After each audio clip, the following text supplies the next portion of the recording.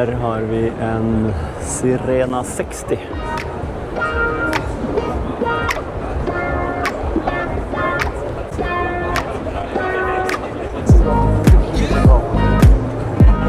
Når du kommer opp i den størrelsen her, så har flere av båtmerkene samarbeidspartnere fra bilenes verden.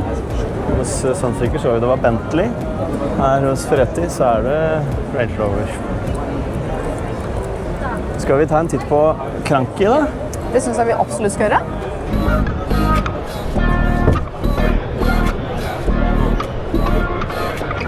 Vi har kommet inn på standen til Kranky, italiensk båtmerke. Nettopp fått ny norsk distributør, så vidt jeg har fått med meg, så det nå W Yachts, eller W Yachts, som representerer Kranky, som her på messa har en luxury tender, en 46 fot. Vi har erfaring med Kranky selv, men det var en 32 Giada som vi kjøpte i 2004, tror jeg. Kjenner du igjen noen av detaljene, eller det for lenge siden? Jeg tror faktisk litt lenge siden. Jeg får mer følelsen av hvordan de fleste båtene om dagen.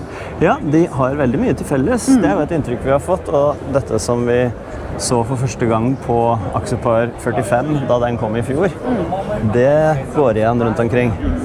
Men her vet nok også Kranky at denne båten blir nok ikke solgt så mange av til folk som ikke har en yacht som stor nok til å ha den som tender.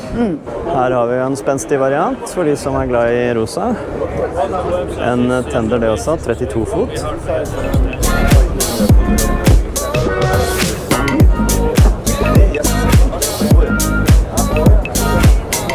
En lekker båt da.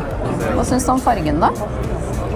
Hvis jeg hadde vært glad i rosa, og sønn av en oljesjeik, Kanskje. som hadde sagt, kjære deg sønn, velg en Kranky du vil ha, så skal du ikke se bort ifra at jeg hadde valgt den. Kanskje Paris Hilton? Hun liker jo rosa Bentley. Ja. For alt vi vet så kan det hende at hun har en. Nå har jo vi blitt oppfordret til å være litt mer på uthavn og ligge på svai. Så da må jeg bare sjekke ut hva det som greia på anker her. Jeg tror kanskje ikke at man trenger denne størrelsen for å føle seg trygg når man har T1. Men når slagordet Built Once, Trusted Forever, så det jo kanskje det tryggeste man kan ha da.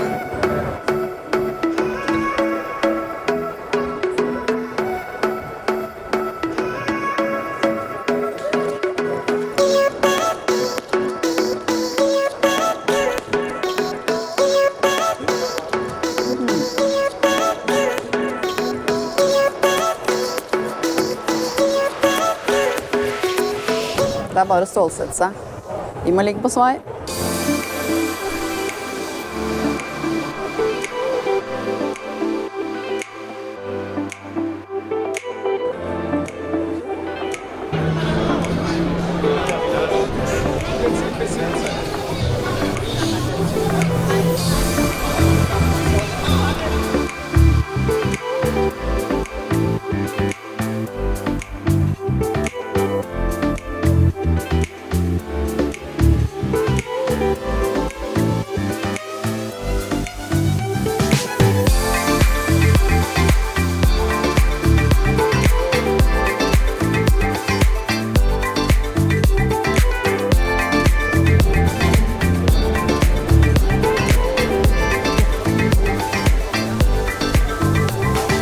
Vi på Brigg jo. Ja, vi jo på Brigg. Veldig fin stand. Ja. Kanskje en av de lettbåtene vi har tenkt som et merke, kanskje, etter valgene. Jeg liker også veldig godt Highfield. Ja, det også flott. Hva med denne? Da det jo ikke en lettbåt lenger. Nei. Men en fin hyttebåt da. Det Mercury 2x300 Verado. Ja. Veldig lekkert. Hvis man skal ha en rask lunsj på Pettersons krog, Ja. og vi på Skjærholm, Ja. svosj, vi på Kjæringen. Eagle Tea. Hvis Veldig flott. Hvis du blir litt sliten, så kan du jo legge deg litt Ja. inni, og du kan gå på do. En køye og toalett Det var jo egentlig den plassen der vi hadde helt i starten. i Ibiza-tilværelsen. Ja. Den her tror jeg kjenner noen som hadde hatt lyst på hjemme. Ja, ja. Jeg også. Åh. De er godt utstyrt, både lyd og lys, nær sagt. Navigasjon og Komfort, soling, bading. Det er badestige. Eagle 5. Dette er jo en som kunne gått på badeplattformen. Ja. Veldig fint at det er brune seter. Likte jeg veldig godt. Detaljer. Ja. Classy. Falcon Men, 300T heter den. Ja. Hva veier den her da? Du klarer jo å få opp den her når du har fått en sånn nedsenkbar badeplattform. Ja. Hvor mye veier den da? Den veier 92 kilo uten motor. Den er jo litt tung for meg hvis jeg er nede og bader og må løfte den opp. Ja, veldig fin. Den er hakket større, eller? Den har også den foran. Så den er en snau fot lenger, 130 cm. T-en er 4,20 meter brei, så den hadde nok gått på badeplattformen. Lekkert det også. Jeg liker at de fokuserer på krem og brunt. Ikke den svarte nødvendigvis. Ja. Litt mykere, blir ikke helt sånn militært uttrykk. Nei, det blir veldig tøft.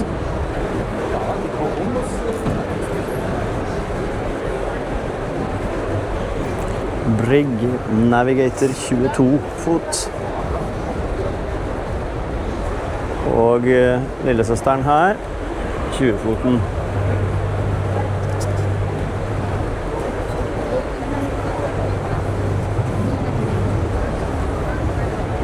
Fin den er jo da. Veldig fin. Er det 20 fot? Denne er 20, og søstera på styrbordssida her er 22. Ja.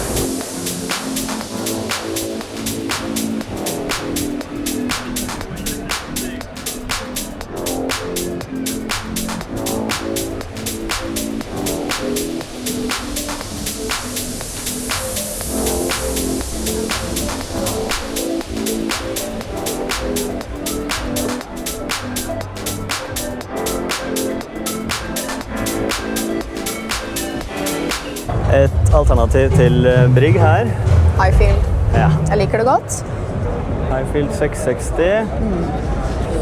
Ja, nesten 22 fot, blir det det?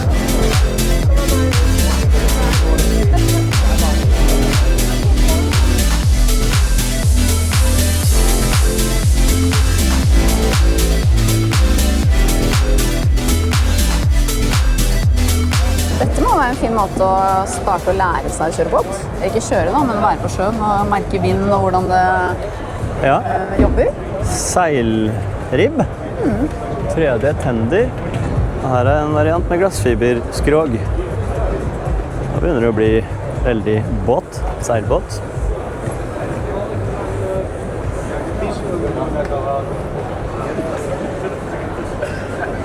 Zodiac her selvfølgelig. Også båter her. Zodiac X9 CC, verdenspremiere her på Bootmessa i Düsseldorf. Og dette er en spennende kombinasjon av ribb, daycruiser, dra til butikken-båt og så videre. Her har vi altså noen smarte løsninger, inkludert en liten wetbar her. Og uttrekkbar sofaløsning her, som jeg ikke får opp med en hånd. Men den ser du. Veldig bra at den er såpass tung, så ikke den spretter opp og igjen. Yeah, lovely. Sånn ser det ut når det er slått helt ut, og da får du en veldig fin spisesalong bak her. Så videre inn i cockpit.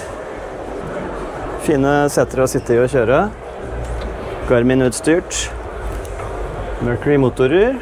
Og Sleipner Thruster. Moro. Skikkelig Fusion lydanlegg. Bra utsyn.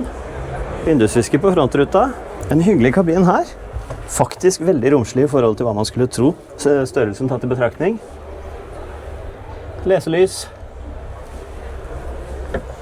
Og et toalettrom. Helt greit. Absolutt plass nok. Veldig gøy at Zodiac utvikler seg. Det kan godt hende de har gjort det i alle år, men for meg så er Zodiac en sånn ribb før Brigg og Grand og disse kom og tok over veldig mye av oppmerksomheten i Norge. Og så har jeg alltid forbundet Zodiac med gamle ribber, små ribber, som tåler alt og lever evig. Så dette var en spennende sak. Foran også en fin sosial zone, gode solstoler, senger kan vi vel si at det er, og en god solstol der.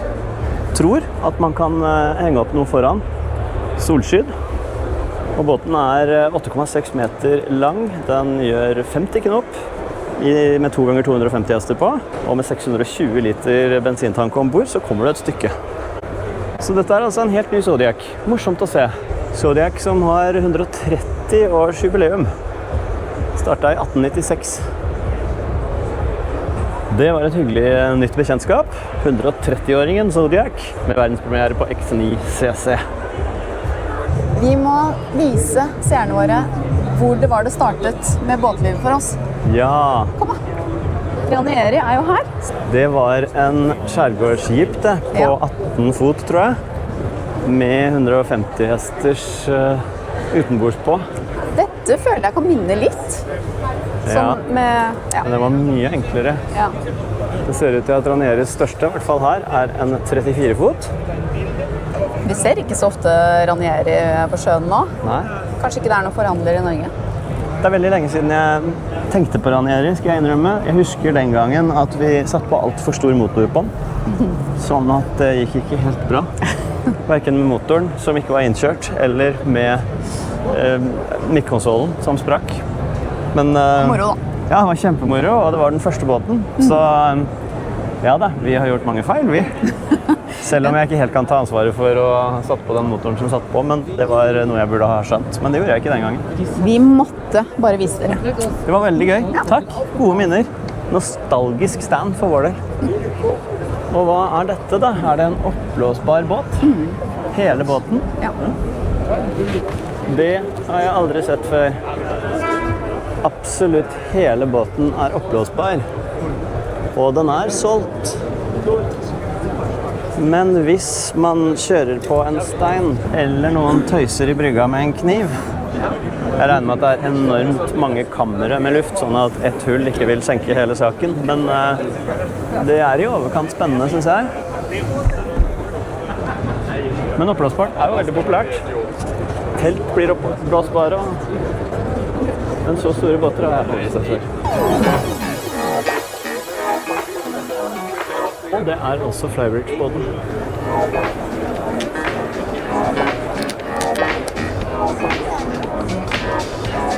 Her med en elektrisk motor på.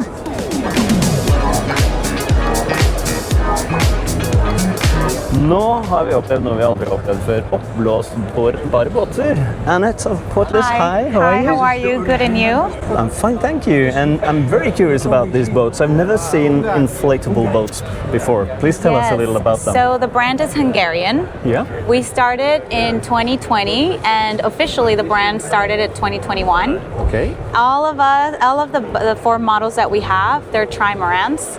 They're completely inflatable, minus the motor. Yes.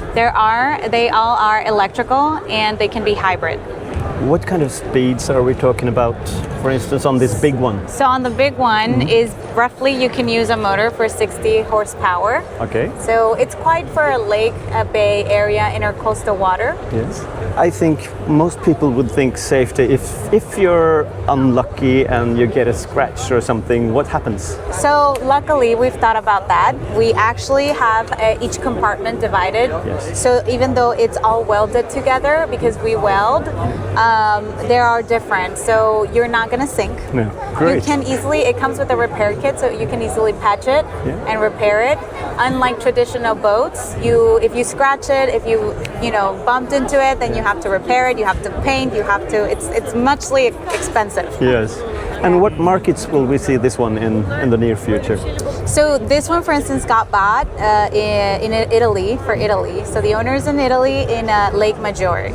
The difference between what's out there is that we are actually engineering them to last. So we're adding, pressure regulators so that you can leave them in the water as long as you want, and you'll have no issue. Yeah, and yeah. during winter, you just pull the plug and pack them away. Yes, you pack them, and the small one can fit in any car, and like in a sedan, for instance. Yeah. And then these ones require a little bit bigger storage. Yes, of course. What's the yeah. weight when it's deflated? So the big one is around 800 kilograms, but if you wanted to, for comparison, the small one is 75 kilograms. Wow. Okay, so you could carry it almost by yourself. Exactly. Thank you very much for telling us about You're that. welcome. You're welcome. Have a great day.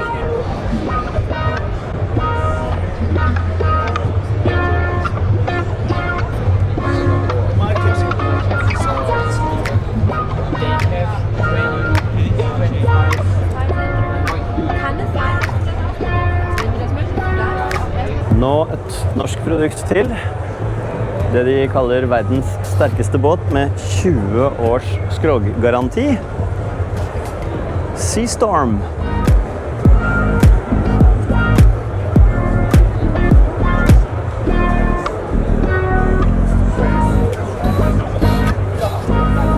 Skikkelige forseggjorte puter. Fin solseng blir det når man gjør sånn. Her ser vi med elektrisk motor fra Mercury. Ja. Utarbeidet for Norge, står det. Sea Storm. Utviklet i Norge. Norge, altså. Har vi funnet et alternativ til lettbåt til TN her? Det er jo veldig classy utseende på den, da. AS Tender. Jeg har ikke sett den tidligere.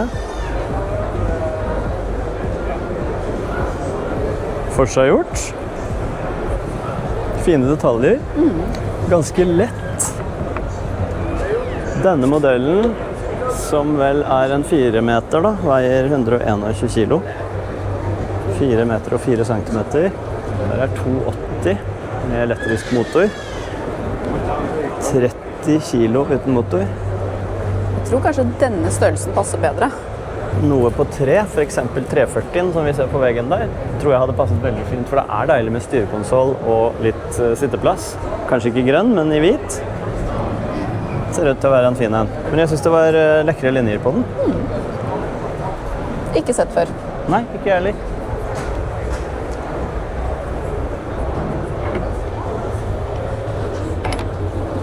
Her er Grand. Også flotte ribber. Selve storebror, Golden Line G6980, altså en 10 meter omtrent. Mot en 3 Her, meter. perfekt. Deg og meg. Ja, Matvareposer. ja, det er sant. Og igjen. Sleipner trøster.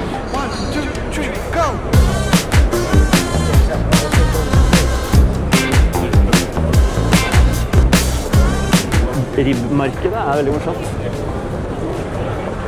Sjekk her inne. Ja, Nå kommer Raymarine. der kommer Raymarine, og de står ved siden av Garmin. Ja. Så da har vi alt det kule tech- og gadget-utstyret vi har samlet på et sted. Ja. Nå skal vi gå og kose oss litt på Raymarine-standen. Her, Axiom 2 XL, 19 tommer, uten knapper. Det er den som kommer i TN. RMK 10. Dette. Oi. Det er en sånn ekstra gadget i tilfelle det går svart her. Nei, det er fordi at hvis du så på den skjermen vi skal ha, så er det ikke en eneste knapp. Er det sånn, Cam? Jeg tror det er det. Axiom 2 XL 24 tommer. Wow. Og her er 16-tommeren. Da har vi sett det.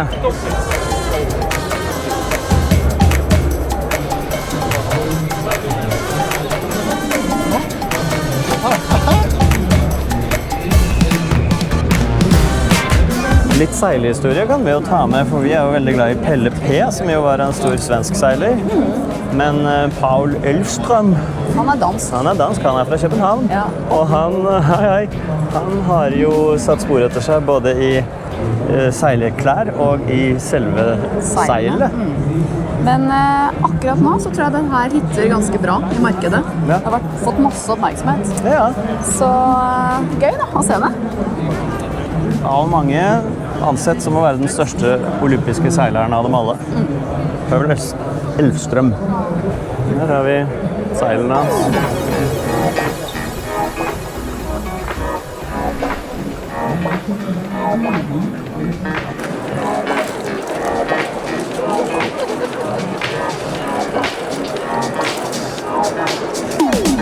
Det er denne våren i Düsseldorf, Lili. Ja, deilig. Jeg tenkte vi skulle gå ute for å få frisk luft. Det er en svær messe. Vi får litt inntrykk av det. Der er 16:30, der er 11:30 og 12 bak der. Dette er 9:30, tror jeg. Det er ganske mange skritt som gås for å komme gjennom alt sammen. Her, Lili, kan vi kaste anker? Ja, vi kjenner litt på hvordan det er. Hello. Hi. Hello. So I just need to do like this. Ok, og så legge seg opp med vinden. Okay. Ja, det setter seg, det. Go. This is a delta. Delta. Yeah, this is a sort of Rockner style. It's not actually a Rockner, but it's similar to a Rockner. Yeah. It has its roll bar. Yes. So that's if it lands on its back, then it helps it turn. Right. This is called a Bruce Yeah. Or a claw style anchor. Yeah. It was originally designed for oil platforms in the North Sea. Right. And this is a Danforth, which was actually originally designed for the Normandy beach landings. So it was, yeah. it was never actually supposed to be in the sea. No. What was supposed to happen was the troops were supposed to run up the beach and plant it in the beach. Okay, on shore. This is a Spard. It's a French design. Yeah. And this is our anchor, the Ultra anchor. So this is a so-called plough style anchor. So it's almost like a farm implemented ploughing. Whereas our anchor, it dives down. The harder you pull, the deeper it wants to dive. Yeah. And it's because of the weight distribution. So I can show you. So our anchor, for example, this is a section, obviously. Yeah. It has a hollow shank and it has a lead-filled tip. So you've got about 60% of the weight is focused on the tip. And also, if you look at the profile, it points down slightly. So once this tip breaks the surface and you pull, it's just going to dive. Yeah. So I can show you actually. This is a 5 kilo example. If I drop it. Yeah. Wants to roll over Yeah. into this position naturally because of the weight distribution. And then obviously you simply apply some pressure, it's set. So it sets very fast, and then once it's set, it holds extremely well. It's a so-called super high holding power anchor. That's the rating. And that's what we want when That's we're what you want. lying there. That's definitely what you want when you're at anchor. It's definitely what you want when you've gone to bed, the wind's picked up to 30, 40 knots, and then you're not up half the night worrying about whether your boat has moved or the alarm's going off. Exactly. But what you also want is you want the anchor to reset very quickly as well. Yeah. So the wind has changed, your boat has swung round. Yeah. So you get this situation. Yeah. And what you want is it to set again quickly, which isn't always the case with some of these other old anchor designs. Ja, det var en liten læring. Du, det er sånn vi vil ha. Ja, det er akkurat sånn vi vil ha, for vi vil sove godt når vi skal begynne å... Ja, vi har jo en av dem, og vårt er ikke så verst. Ankeransvarlig, Lili. Ja, nå skal jeg ha nytt anker nå. Ja.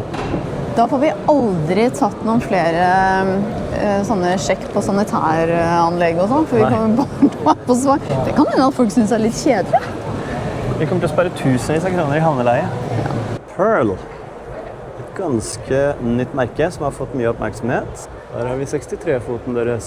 De har bygd yachter siden 1998.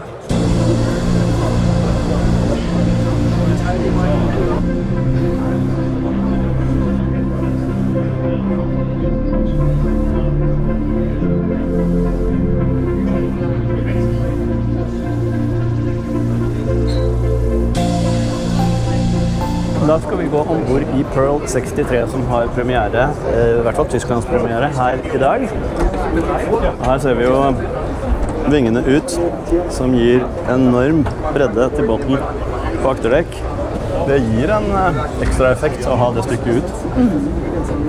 Vi starter inne. Ja. Kom da. Ok, trapp ned med en gang. Blir veldig nysgjerrig. Ja, skjønner jeg. Nå kommer vi rett inn i salongen med sofagruppe og byssa på babord side. Med fullhøyde kjøleskap og ja. Det er klart I den størrelsen her så er det utstyrt som du forventer, og kanskje litt mer også. Og så en salong her. Og en liten sittegruppe bak skipperen. Dør ut fra styreposisjon. Og en veldig fin bro. Store vindusplater. Du får vise oss rundt, Lili. Ja, jeg går til babord lugar. Ja. Deilig plass. Veldig luftig og bred og høyt, ja. Her var de ikke redde for at båten skulle få stor totalhøyde. Nei, men bredden tar sikkert igjen. Sikkert et toalett, kanskje, bak her.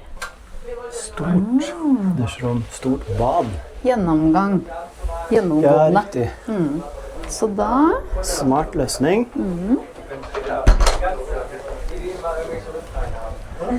samme løsningen på styrbordsside. Ja. Like mye plass. Da har de sikkert tenkt at det badet som det var gjennomgang til, er til begge de her. Og så owner's cabin. Her Eget bad. med ensuite. Ja, det var elegant.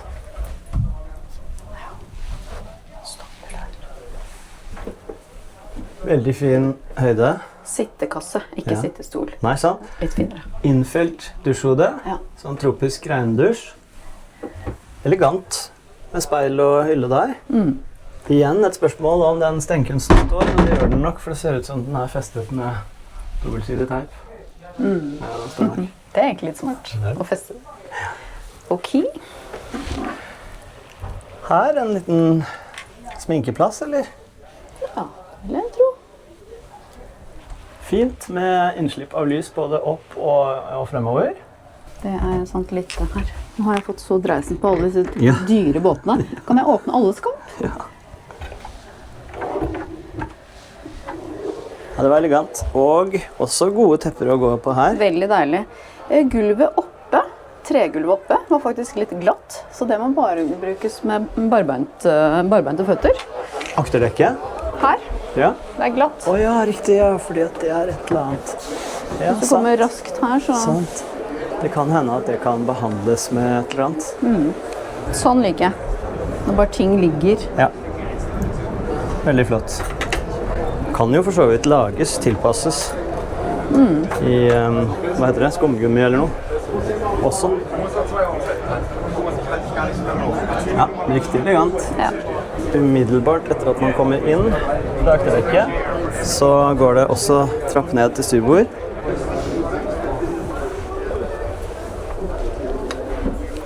Jeg tror dette er Ja, det tror jeg du har rett i. ja. Dette er jo owner's cabin. Se her, ja. egen avdeling. Fantastisk. Hvis man føler at nå har vi tatt vare på gjestene hele dagen og halve natten, så nå trekker vi oss tilbake i egen avdeling, så blir det her. Og uten sammenligning for øvrig, akkurat samme tankegang som i selvfølgelig mange av de nyere båtene, men også Fleur de Lis, som vi Så så var det på i første jeg tenkte på da Haugesund. jeg kom inn. Fint. Ja, dette var veldig lekkert. Ja. Her er Jeg- kontorplass, eller hva du måtte ha behov for å gjøre. Hvor Bruke. mye må man vaske da? Jeg tror det er sånn fingermerke-finish. Ja, men det går lett av igjen nå. Ja. Sånn. Veldig god høyde her også. Her er eierens dusj. Sånn ser eieren ut når han dusjer. Eller det vil si, han gjør jo ikke det da, dessverre, men de ligger altså noe lavere i pris, bevisst, enn Sunseeker og Princess og de andre konkurrentene, og har fått mye oppmerksomhet i det siste. Og kan jo forstå det. Absolutt. Det er flotte båter. Skal vi teste forover da? Ja, det må vi gjøre. Eller skal vi gå opp? Vi går opp på Fly først. Ja.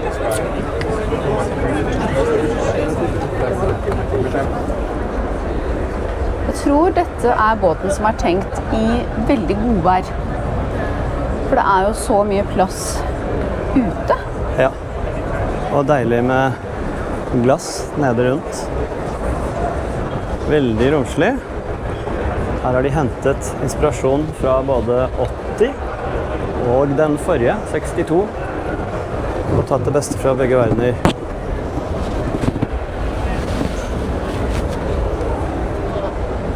Dette kledde du? Ja, veldig. Men på lengden, og som vi snakket om, bredden på den her, gjør jo alt. Men denne i Sotekanalen da? Det går, men det blir trangt. Jeg kjenner at jeg fikk litt høy puls. Ja. Bare tenk på det. Grill. Vask. Og kjøl. Kjøl. Kjøleskap? Ja. Eller skuff? Nei, skap. Ja, skap. Og så virker det som om det er lagring under kassene, eller? Ja. Det er nok helt sikkert. I alle setter. Og tak til å... Kjøre over, så du kan lukke deg helt inne her.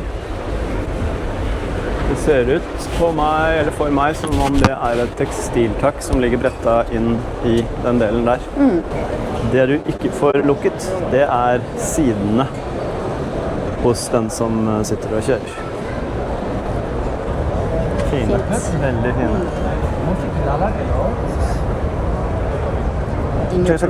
Ingen problem. Mange takk. Wonderful. Clever. Very clever. Wow. That's nice. Yep. Jättebra. Jättebra. Härligt. Perfekt. Takk. Hei Hej då. då. Jeg tror vi hadde en kar som hadde jobbet med svensk distribusjon av Pearl. Ja. Hej då. Enorm solmadrass. Veldig kule detaljer med disse lysene. Tenk deg på kvelden med leddene nede langs, som ikke er glorete, men jevne og fine. Ja, der er kraftig kjetting der nede. Jeg tipper det er 50 meter, ja. Hva synes du om bredden her? Nydelig. Boutique Yacht Builder siden 1998. Nå går garasjen opp og ned.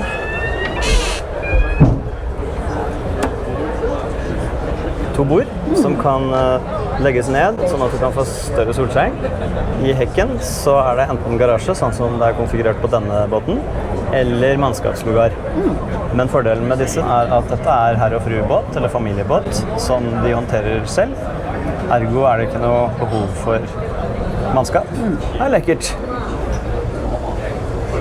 Takk for det her, Pearl. Det var kjempefint. Veldig gøy å få se.